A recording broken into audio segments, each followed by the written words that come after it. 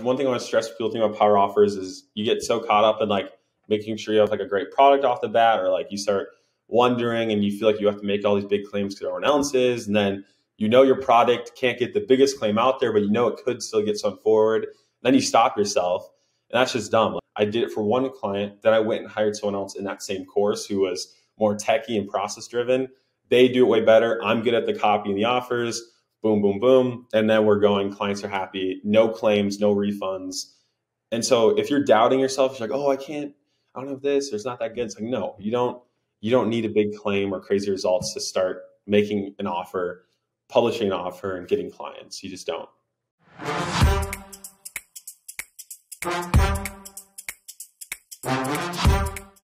Hey, what's going on? Welcome to another very special episode of Sold with Webinars. Joel Irway here, and I've got a very, very special guest for you here today. Josh Gavin is joining us on the podcast here today, and Josh is the offer kid, right? So I wanted to bring more people on because I've admittedly done a horrible job of just keeping up with, results of my students, results of my clients, and people have used the power offer. And so I'm making it an intention to showcase more people who have utilized the power offer to great success. And I've been following Josh for a while now. Josh joined our high ticket courses program back in the day. He wrote a mini webinar for me back in the day, which was very, very good. He's got a very unique skill set, and I wanted to bring him on and just talk about his experience with how he discovered power offers, how he discovered my stuff, how he used it, and how he used it to his own benefit and the whole 9 yards. So Josh, welcome to the show, my man. Thank you so much. Super excited to be here. And yeah, it's funny because people are always like, oh, offers, you do offers, like you're the offer guy. And I always pointed back to you. I'm like, I'm just learning or just doing things I learned from the power offer workshop and the high ticket courses. So it's been super helpful, and I'm really excited to share some of those things I've been using. Awesome. Well, so bring us up to speed. What was kind of how did you discover the power offer? What was your exposure to me? Like, I don't know where your journey started. So why don't we kind of start there? Yeah. So I had a funnel agency back in 2020, transitioned from local business marketing to working with coaches, consultants. Like, for some reason, everyone wants to do. It's way more challenging, but I fell into that trap and got stuck in it.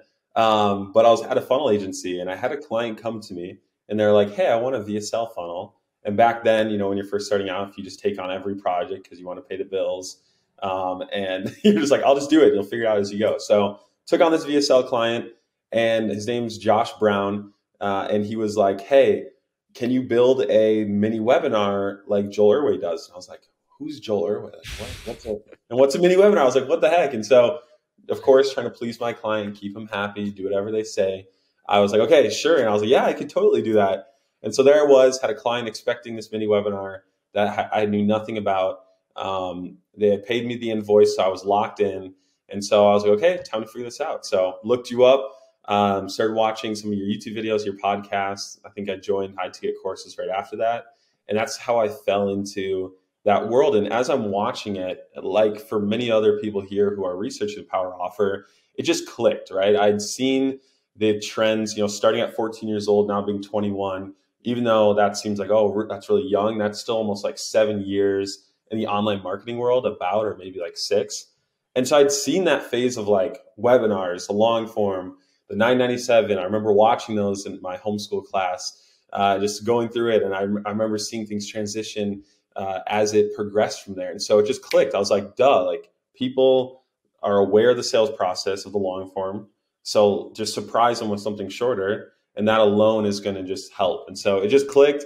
I was hooked. It made so much sense. And nobody else was really onto that yet as many as they were to other things. And so I was like, bet, I'm going to get ahead of the curve, go all in on mini webinars, power offers. And that's how I got started. So here I am.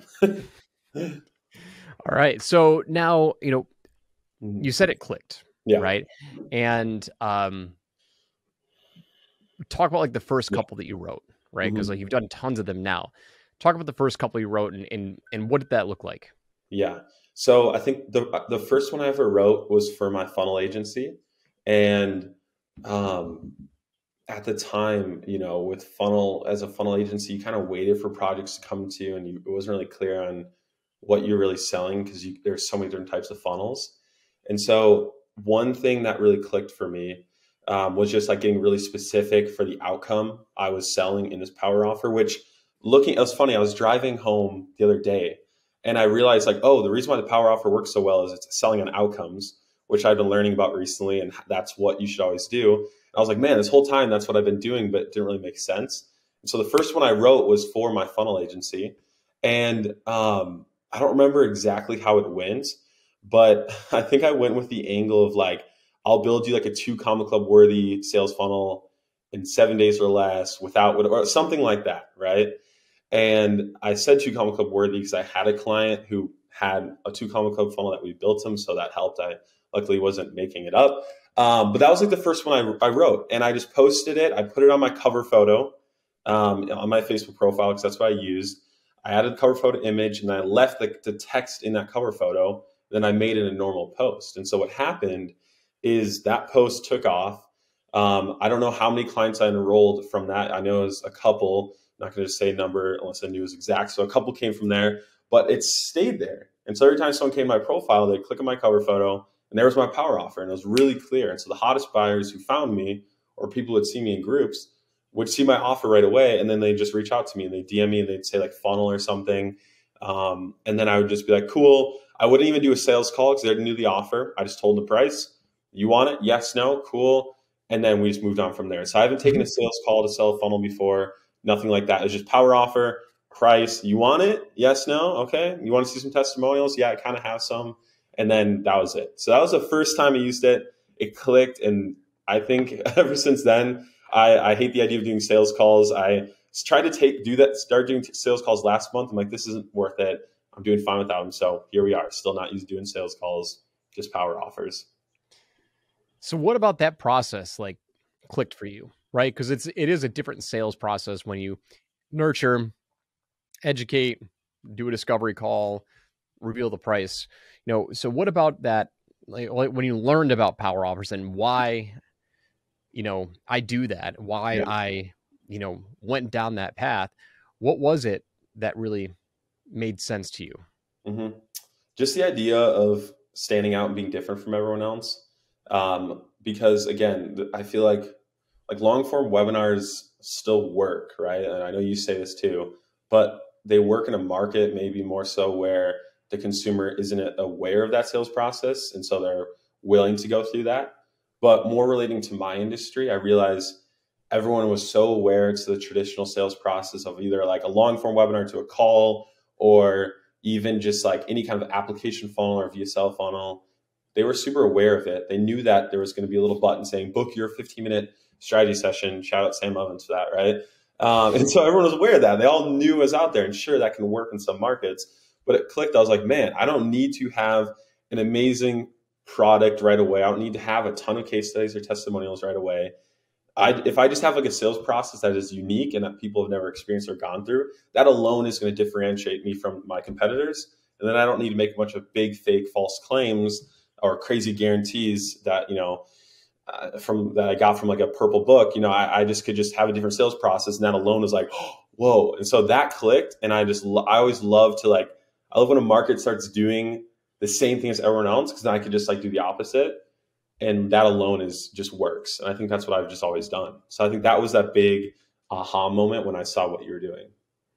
Now you've done power offers now for other clients, right? It's something that you've written for other ones. Like what were some of the best performing ones? Like let me ask you this, right? So when you're a funnel agency, did you default to power offers for all of your funnels from that point on? Or do you just still kind of go, kind of like client dependent? Like if you were still doing, depending on the funnel, how did that work?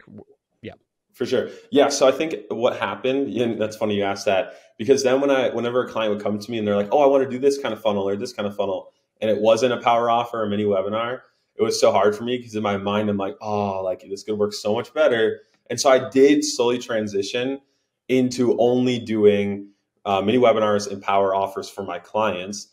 And then I also went a step further and I went into just the agency market. So starting working with agencies, because they had no idea what a power offer was. Like the coaches and consultants got it, but I came to them and I was like, oh, let me come over here. And then I started calling my company theofferagency.com. I started using the angle of like, hey, your agency offer sucks. You're selling the same service as everyone else. Local businesses, they know what you're doing, blah, blah, blah. And so I just switched everything. That was back in 2021 or halfway through 2020 after I discovered your stuff. And we scaled that up. I built a full sales team behind that offer, a fulfillment team.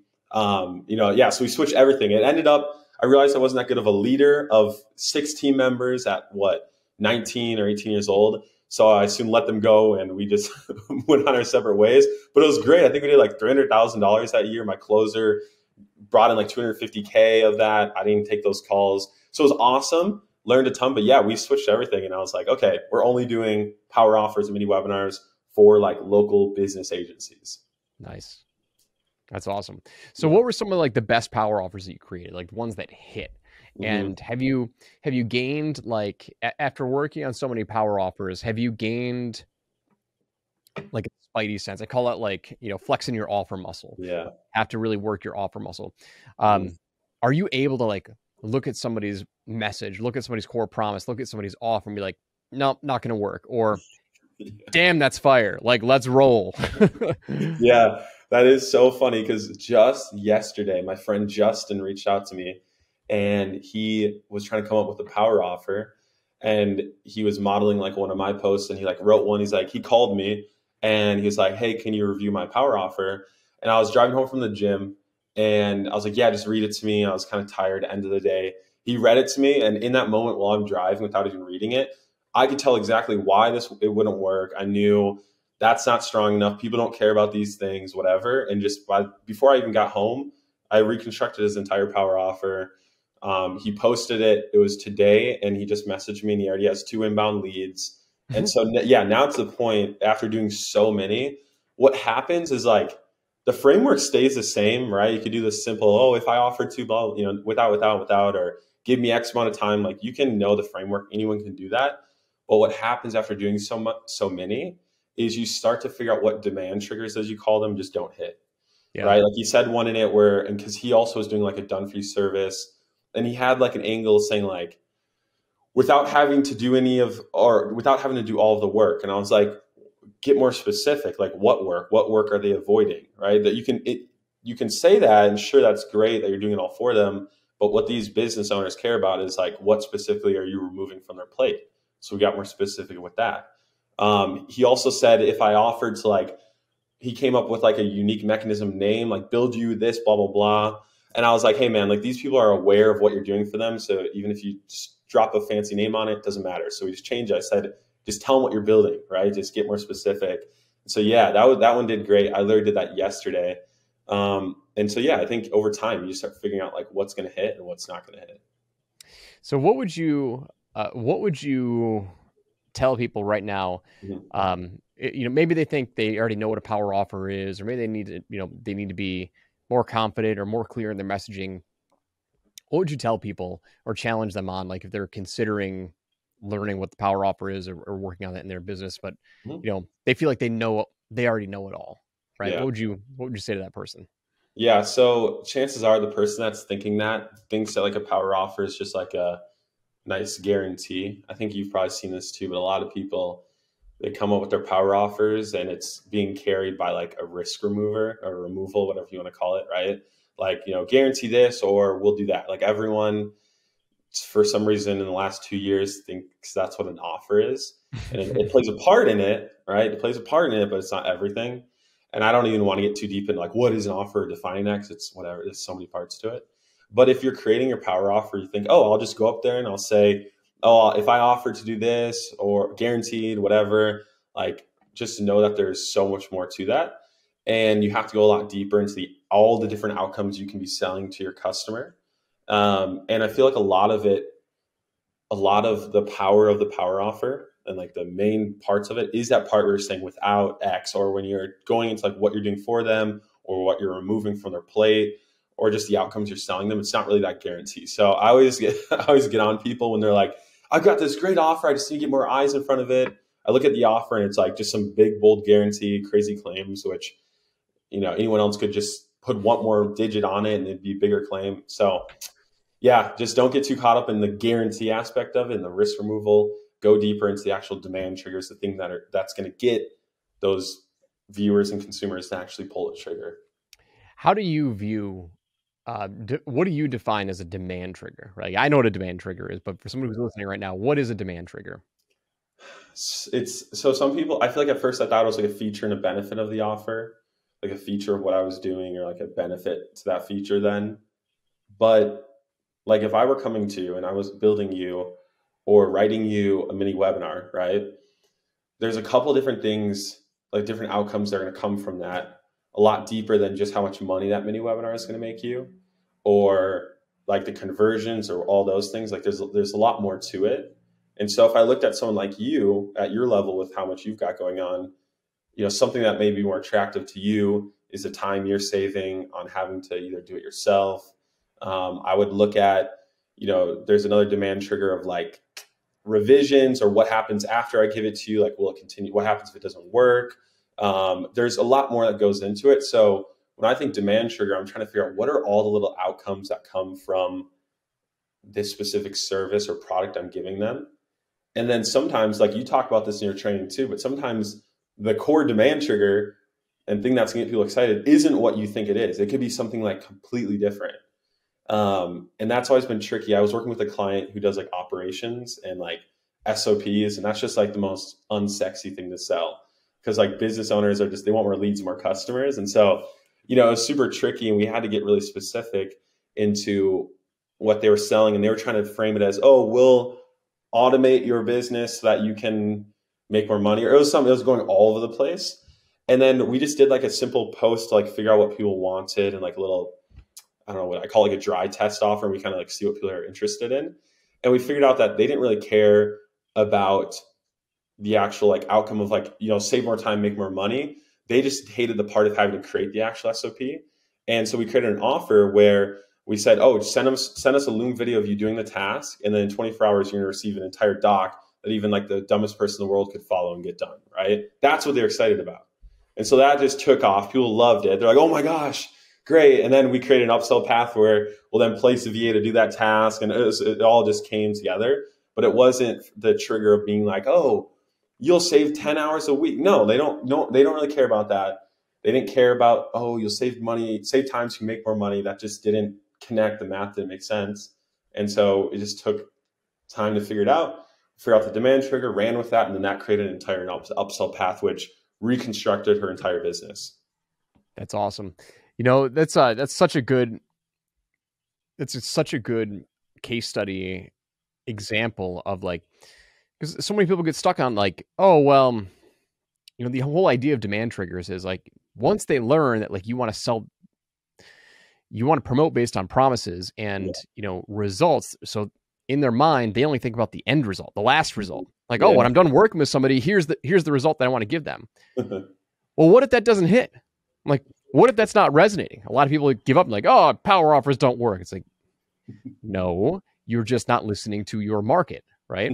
And so the idea is exactly what you just discussed. It's like, okay, well, what are all the outcomes that you do inside of getting them that end result? Because that end result is still fine. More than likely, it's still fine. It might not be what's top of mind right now, but how can you still talk to your ideal client and extracting all the micro wins that happen? It's like marketing and sales is all about, that's why I call it triggers. Like what's triggering their mind, what's top of mind for them right now, like automating their business. I'm not walking around, thinking, I wish I could automate my business. Oh my God, I wish I could automate my business. Yeah, no way. I might be walking around being like, I've got an SOP that I know I need to create. I freaking hate it. Like, I don't want to go create that damn SOP. Like, I'm just not process oriented.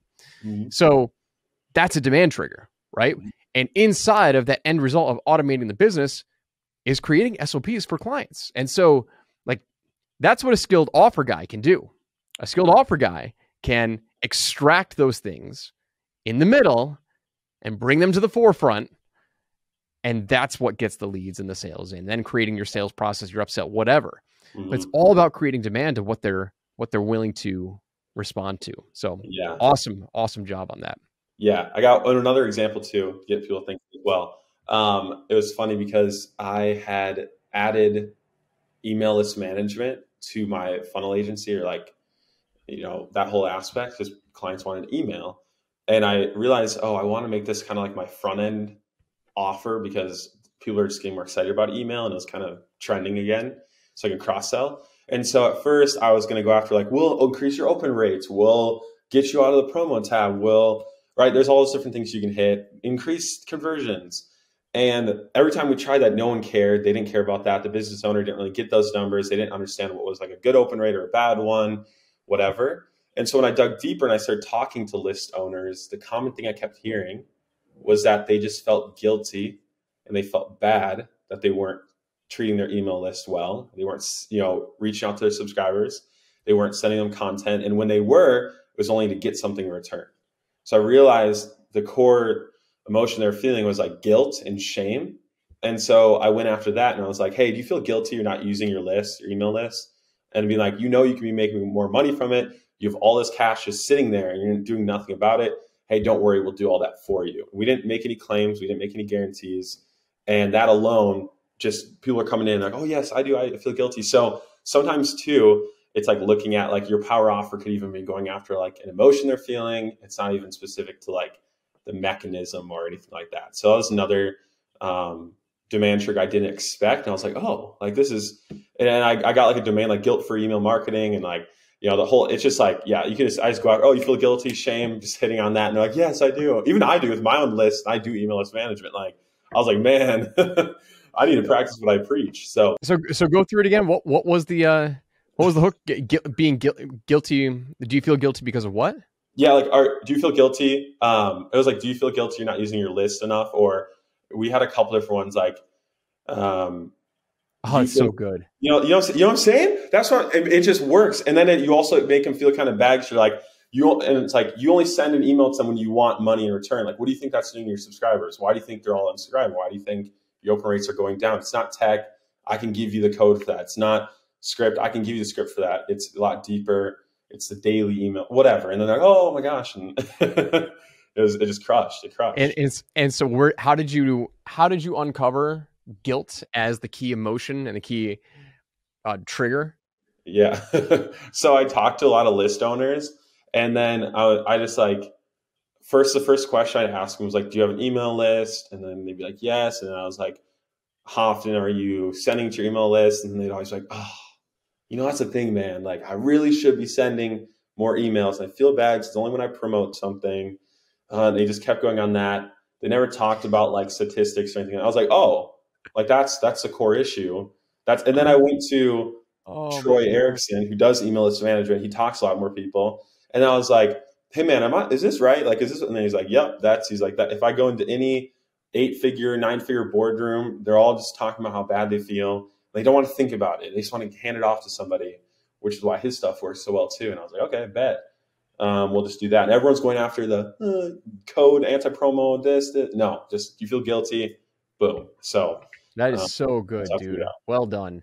Thank well you. done. Like that's one of the things that I wish I would have come up with that. Right.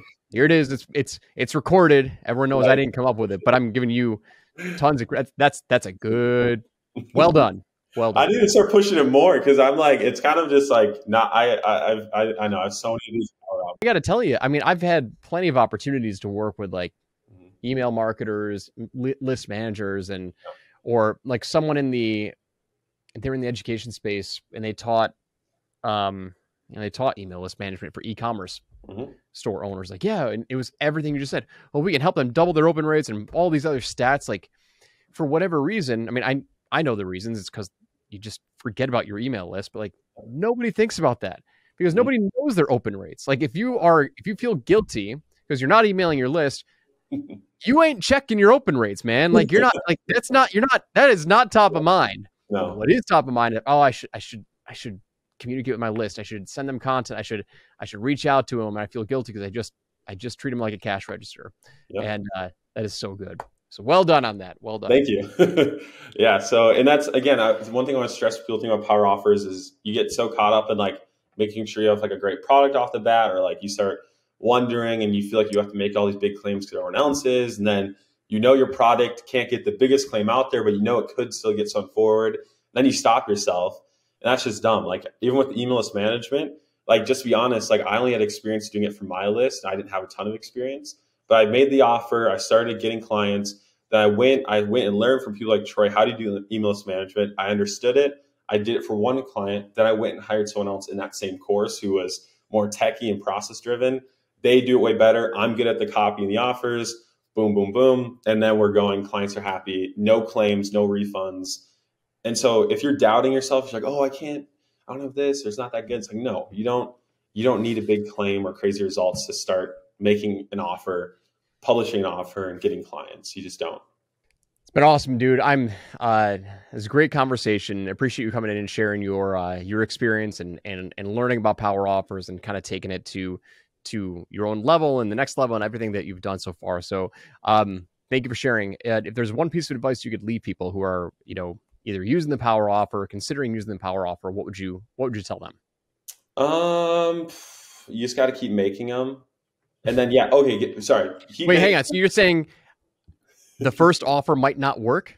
Yeah. Right? It might not work. But what's super funny is I probably shouldn't guarantee this, but 99% of the time if you make a power offer and you have a decent amount of traffic, even like 100 people to see it, like one person is going to at least reach out or be interested. They may not be qualified, but like every single time I make a power offer, it's for real, like every single time, at least one person has shown interest. Doesn't mean they close, but they've shown interest. Whereas like I've done a ton of other things and I don't even get interest. So yeah, it may not work the first time, but then you just go write another few sentences, post it again, right? And then it'll work. So yeah, do that, keep posting them. And then second, be super clear on the outcomes, sell the outcomes, and then also dive deeper into all the other different outcomes, kind of like we talked about here. So that's it. Appreciate that, man. So where can people check you out? Just Josh Gavin on Facebook. You'll see some of my stuff. I don't have a website or anything like that, but I post a lot on Facebook. So if you want to find me, you can go there. Awesome. Josh Gavin on Facebook. Dude, it's been a pleasure. Thanks for jumping on the show, my man. And congrats on all your success and keep flexing those offer muscles. You definitely got a gift. Thank you. Appreciate it.